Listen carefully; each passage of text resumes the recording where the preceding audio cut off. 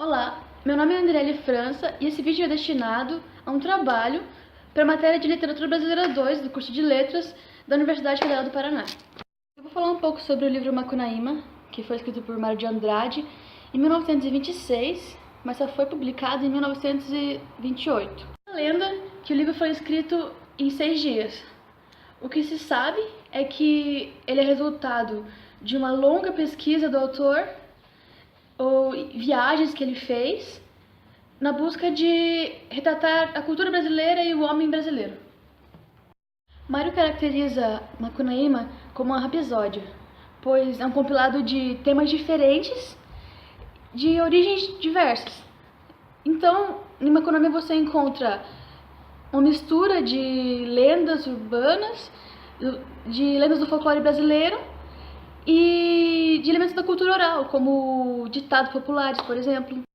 Mas porque eu quero chamar a atenção, em especial nesse vídeo, é para o capítulo 9, que é a Carta para as Icamiabas. No contexto da história, Macunaíma estava em São Paulo para tentar recuperar Muraquitã, que é um talismã que ele recebeu da sua mulher que faleceu, sim, que também é a mãe do Mato Virgem.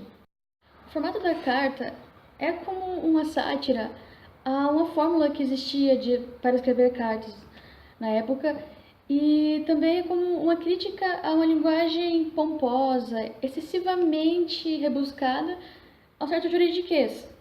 Macunaíma também faz muitas referências na carta à cultura clássica, como fazer referências à mitologia grega, por exemplo, e também fazer referência a Lusíadas. Todas essas referências podem ser consideradas como um diálogo com o leitor mais culto, mas na verdade o que parece ser é que é tudo para compor essa prolixidade, que curiosamente também é um fator que o autor critica muito em suas obras e em seus manifestos. Ela também está recheada de palavras antigas, vocabulário antigo e a grafia também antiga, como quando ele diz súbditas dilectas, com B e com C depois das vogais. E é curioso que até o Mário de Andrade havia escrito uma carta para Carlos Drummond de Andrade dizendo que havia abandonado esses usos da vogal seguida de uma consoante, porque não faz sentido esses usos no português brasileiro, no português falado. A prolixidade é tanta que pedir dinheiro é a última coisa que Macunaíma vai fazer nessa carta.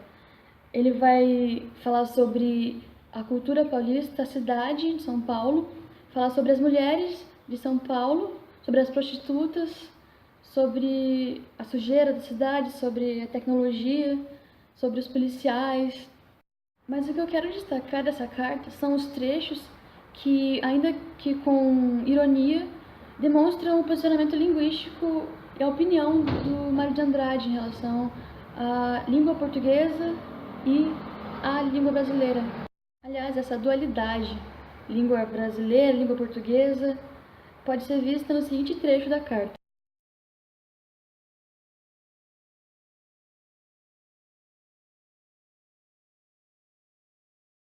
No trecho citado, Macunaíma descreve um paulista que fala duas línguas. Uma língua escrita, que é a língua de Camões, ou a língua lusitana, e uma língua falada, que é bem diferente dessa língua escrita, que é a língua brasileira ou a língua nacional, que é como o Mário de Andrade descreve nas suas obras. É interessante lembrar que o curso de Linguística Geral do Saussure foi publicado em 1916, com a definição de língua e fala. E as correntes linguísticas nessa época se baseavam no conceito de sincronia e pressupunham a existência de um sistema que vinha antes da fala, do uso. E o Mário de Andrade vai além disso. Ele parte da fala e do uso e depois propõe a sistematização. Por isso, Mário de Andrade é considerado por muitos como um dos precursores da sociolinguística no Brasil. Apesar de não ser linguista de formação, Mário de Andrade viajou por muitos lugares do Brasil para compor seu corpus, que acredita-se ter mais de 21 mil pastas. Mas eu sempre preferia coletar dados de pessoas com menor escolaridade ou trabalhadores, mais simples. Entre os manuscritos Mário de Andrade do arquivo da USP, está a obra inacabada, inédita, de Mário, que é a Gramatiquinha da Fala Brasileira. Apesar de ter o nome de gramática, o intuito desse livro não é ser técnico, e também não é um livro voltado para o ensino. Na verdade, o público-alvo são pessoas que já têm conhecimento da gramática tradicional da língua portuguesa, uma vez que foi um livro que foi feito em contraposição à gramática da língua portuguesa. A Gramatiquinha de Mário de Andrade é dividida pelo autor nas grandes áreas de pesquisa da linguística, como sintaxe, morfologia. Eu vou destacar duas grandes justificativas para esse livro. Uma que é explicar os usos do autor em suas obras, uma vez que ele é muito criticado pelos linguistas tradicionais, pelos gramáticos.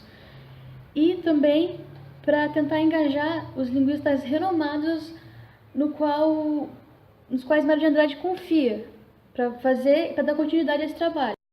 É claro que todos os usos do Mário de Andrade estavam dentro de certa liberdade poética que o autor tinha, e aos olhos também da linguística de hoje em dia, existem algumas falhas, como a ideia de sistematizar uma língua falada, como se ela já não tivesse sistema próprio. Mas para o contexto dos estudos linguísticos no Brasil e naquela época, simboliza um grande avanço e também significa uma grande inovação formal para a literatura.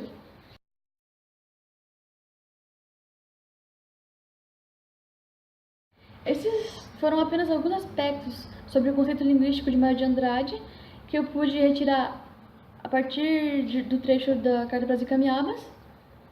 E se alguém quiser se aprofundar mais na leitura, eu deixo na descrição do vídeo algumas referências.